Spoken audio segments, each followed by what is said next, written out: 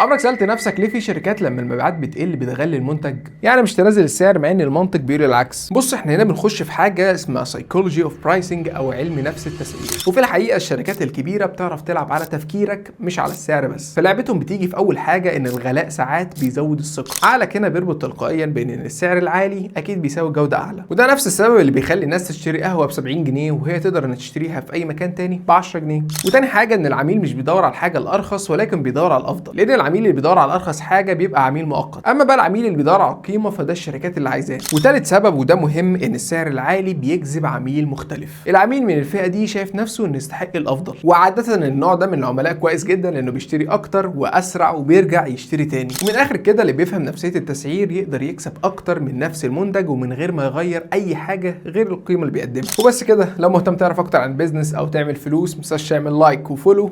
انا عمر درش وده العالم من وجهة نظري.